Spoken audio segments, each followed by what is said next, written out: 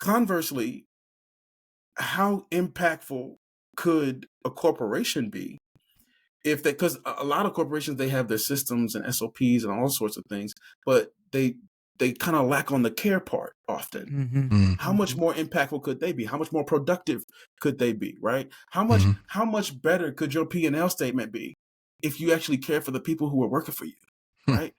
Welcome to Leadership Sovereignty, the podcast. I'm your host, Terry Baylor, along with Ralph Owens. In this last episode, Lawrence shares the importance of authenticity, care, and understanding generational differences in leadership styles, and why leaders need to find meaning beyond mere success. Enjoy the show.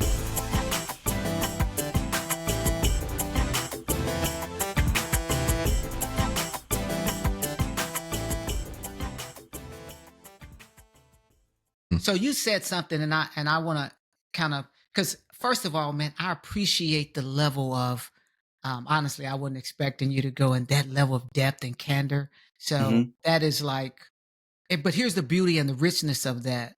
And you said in our pre-show interview that there are some great things that the military does. Yes. That religious organizations could benefit from. And then you said there are some things that the religious organizations do that the military can benefit from.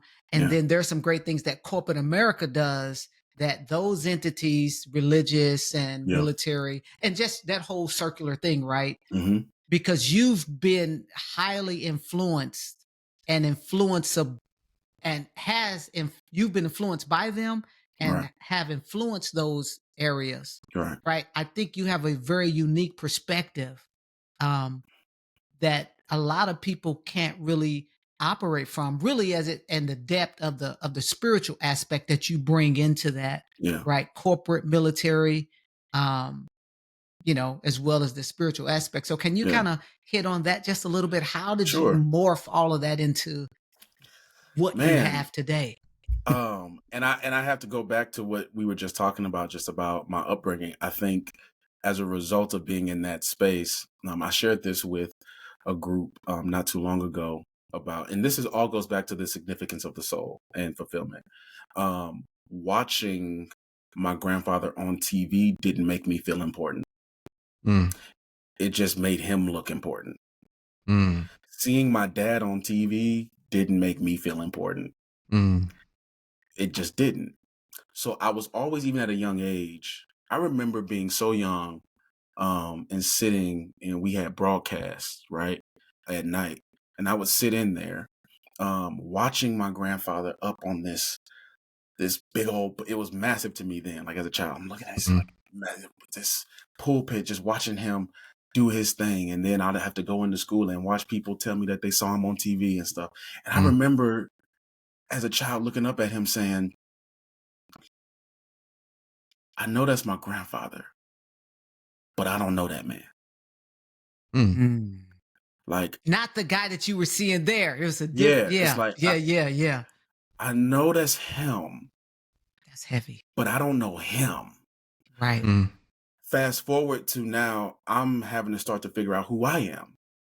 Right. So it's like all of this was, I say this to say that all of these worlds collided for me because I was at a young age in a desperate search for who I was. Right. And I recognized that I was not able to live that out without an abundance of honesty. So with that being said, I made the commitment to discover and develop my own sense of self in all spaces, which means that when I walk in, all of me walks in.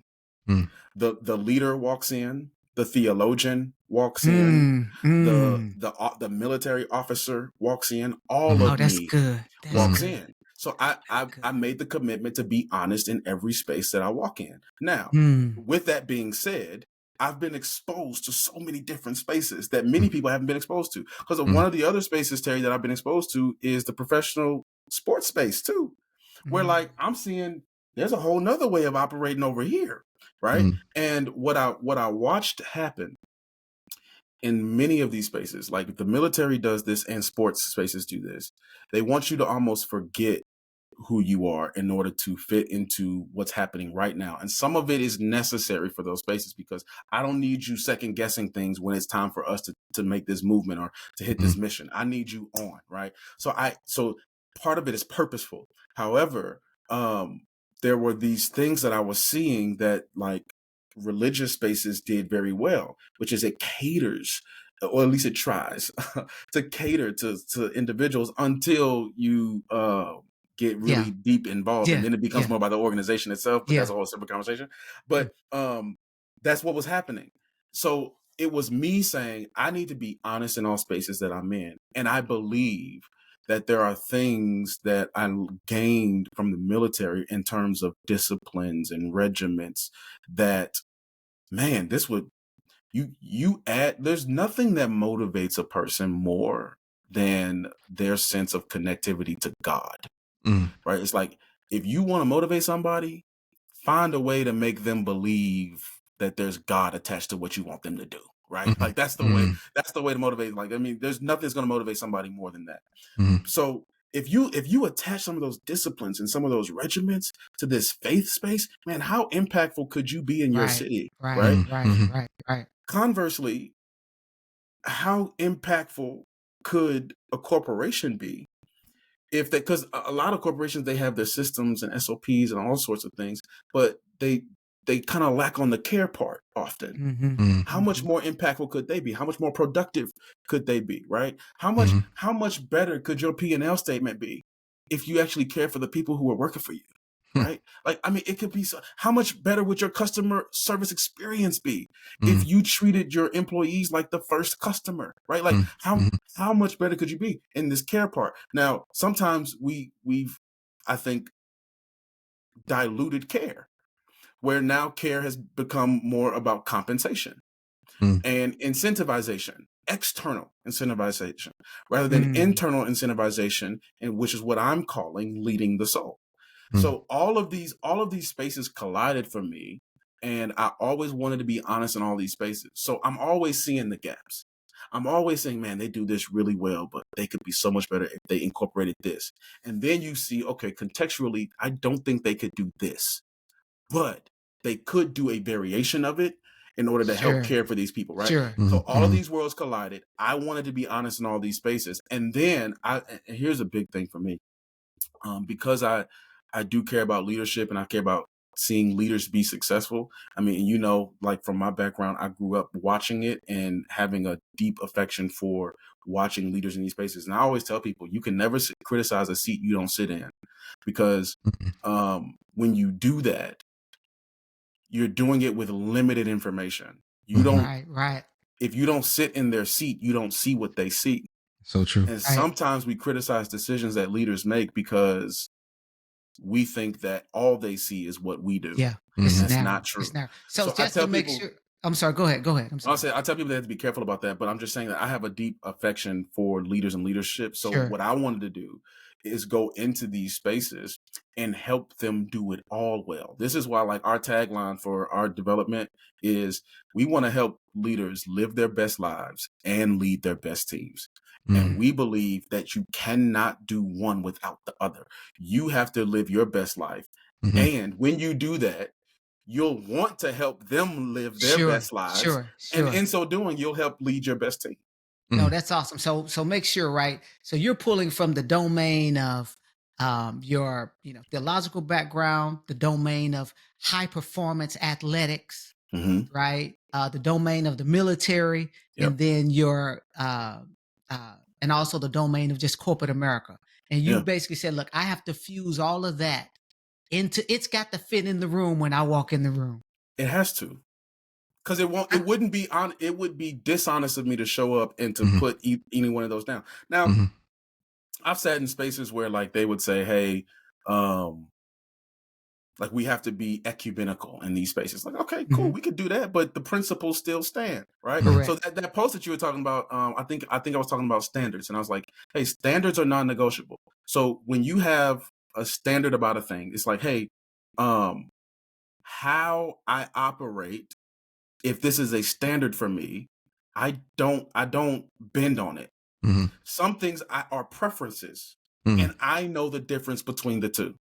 Correct. My principles are the things that help me to make decisions in real time, quickly Correct. enough, in a way that I Correct. can impact you or impact myself. So I need to know the difference between those if I'm gonna be successful in these spaces. But all of me is still showing up. Sure. Sure. No, that is great. That Yep. is great. Ralph, I know you got something, man. No, I was just gonna say, so being in that corporate space, we know that the majority of those who are, I'll just call it in power, or who are leading corporations, are generally in the baby boomer stage, right? Yeah, But then you have all of this workforce that's coming in as Gen X, Gen Z, right? Yeah. And like you said, you beautifully articulated the disparity and the gap there. But what I hear in your solution is competitive advantage, because the reality is this: you have to get people to work for you. Period. You can't get away from that. Not if you want to be successful, right? Yes. And to your point, it's if the you competitive can't, advantage. Yes, it is the competitive advantage. And yes. I think, do you want to win? Do you want to be successful? yes. Do you want to increase your productivity? Yes. This is the. You don't have. I care about people's purpose, right? So I have this deep sense of conviction about people are not to be used for your benefit, but they are to be developed for the benefit of the world. I truly believe that. But I don't believe that in order for you to employ those tactics that you have to believe that. But I do believe that you'll see the productivity on the back end. Like if you care about that, then you'll care about this. Yes. That's awesome. I think the hardest thing for a person who's in that leadership role from that generation, specifically from the baby boomers generation, is because their example of leadership coming up is completely different from what they need to be today. Yes. Right. And the wherewithal and the awareness to be able to say, oh my God, the way that I've learned to be successful, maybe the thing that even got me successful is not the thing that's going to make me successful moving forward. And I have to change the way, because that generation, a lot of them, and I can't speak for everybody, a lot of them got a problem with the younger generation because it's so different from what they are accustomed to and what they've used to be successful and how they learn. But to your point, it is the competitive advantage, because the young folks, they will not stay with you. No. If they don't feel a sense of purpose. Money does not matter, bro. That salary, they like, man. Now watch this. I'll Uber on you. From 100%. Now watch this. From that generation that you were talking about, Ralph. It's the same thing for them, and some of their reticence is because they genuinely believe that in America, this capitalistic, consumeristic society, that this is the way of success and growth, right? Because it was the way that they had to come through, right? But I would argue that it's deeper than that. I would argue that they've pushed down so far their own individual soul's fulfillment and significance. Wow. That the search for it in other people offends them. It's like, if I had to let go of myself for this, then you do too. Right. Now, this is why I had a gentleman who's part of that generation who had worked so many years to develop his own company, had an oil company in Texas, sold it for a couple $100 million, got a copy of my book, Bleed a While, and read the chapter on peace, came to me in tears. I'm a 20-something-year-old guy at the time. He's part of the boomer generation, right? He was in his 60s or whatever. But he comes to me in tears saying, I have more money than I've ever had in my life. My family is good. Everybody relies on me and we're good. We're taken care of. I've got money. And then he points to that chapter on peace and says, but I don't have that. Wow. And this is why I believe that the competitive advantage that they seek can be accomplished, but they must be willing to first look at themselves and say, I need to do some internal work to discover what's going to not bring me money, but bring me meaning. Yes. So that I can help others pursue that, because that's all they care about anyway. Yeah. And in so doing, we can actually increase our productivity. It's the Chick-fil-A model, right? People think they're foolish for closing on Sunday, and yet they are still able to pull in profits Yeah. that are Yep. dwarfing some of the people Yeah. that are Yeah. open on 7 days. So Yes. it's Yeah. like you have to, and why? Because there's meaning, right? When you go there and there's a difference between the Chick-fil-A worker who says my pleasure and the Chick-fil-A worker who says it and means it. That's Is it big. really your it's like you go to somebody and they say my pleasure. It's like you didn't mean right. that. Right. That's right. That's right.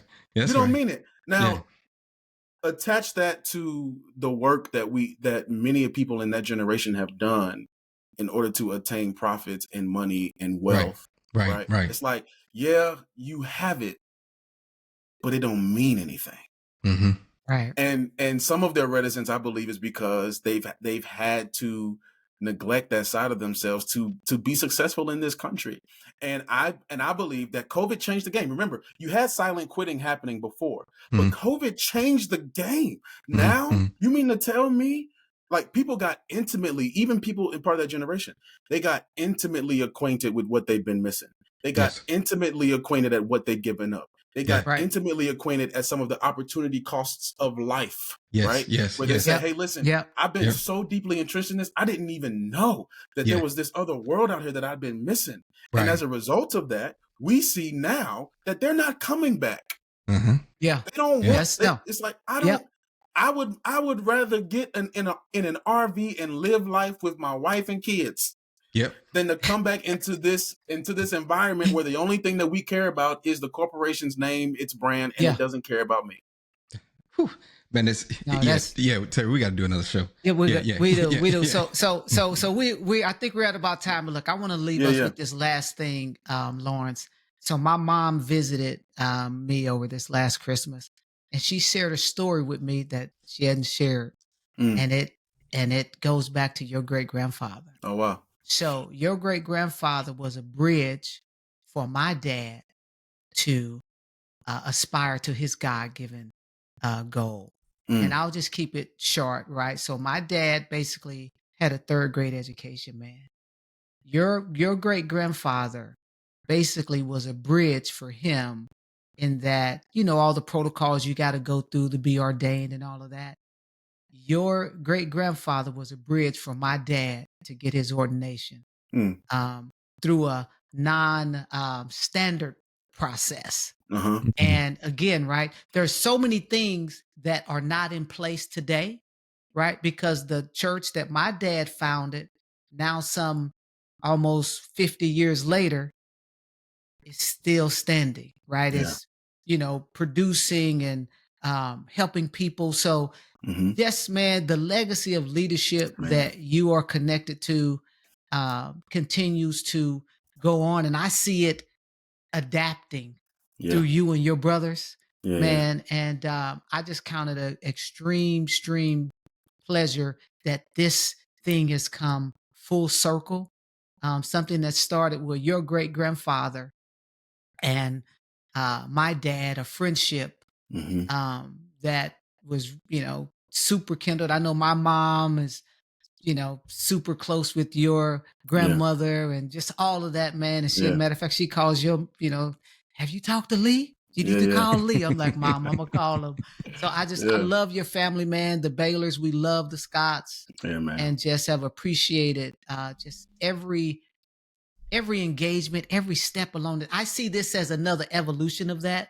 And man, I am just so excited for the person you are, and I just can't wait to see where this goes and blossom to. I'm leaders. Lawrence's information is going to be on the podcast. Look, if you want to transform your organization, that's right. Right? You want to transform it. Here's a transformative agent right here. That's right. That's right. Reach out to him. Right? You're right. Don't hesitate to reach out to him. Right? This is the whole reason why we're doing what we're doing, so that we can help each other. Yes, absolutely. Yes. All right, man. Amazing show. Yeah, man. This is great. I love the conversation. Thank y'all for having me. All right. Appreciate God it. bless. All right. Thanks everybody for joining. Y'all take care. All right, bye. Thanks for tuning into Leadership Sovereignty. If you found value in today's episode, be sure to follow, like, and share. Your support helps us keep the conversation going. Until next time, lead with purpose, and God bless.